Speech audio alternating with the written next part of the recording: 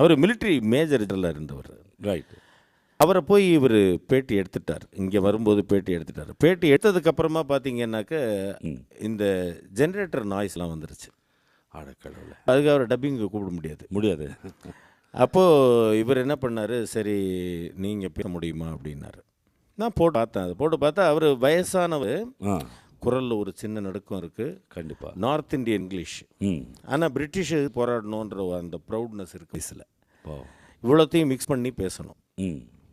அவர் பேசியிருக்கிறார், after the war British wanted to try INA people, the survivors who joined the Indian National Army from the Indian Army of the British அப்படின்லாம் பேசியிருக்கிறார். So நான் பேச ஆரம்பித்தோன்னே இவர் சொன்னவில் வந்து சொன்னார், கொஞ்சம் வாய்ஸ் கொஞ்சம் பார்த்துங்க அப்படின்னாரு. சரிட்டு நான் பேசினேன். நல்லா நினைக்கணும். After the war, British wanted to try INA people. The survivors who joined the Indian National Army from the Indian Army of the British. Well, Shanavas's brother, my brother, was there on the British side. We have to meet death, sure death, if we caught by the British government. அப்படின்னு பேசிட்டாரு.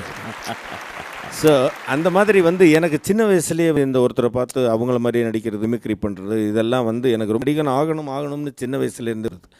அதே மாதிரி எங்கள் ஊர் பக்கத்தில் திருமைஞானம்னு ஒரு ஊர், அங்கேருந்து நாராயணசாமின்னு ஒரு ஐயா ஒருத்தர் வந்து எங்களுக்கு பாட்டெல்லாம் சொல்லி கொடுத்துருக்குறாரு சின்ன வயசில்.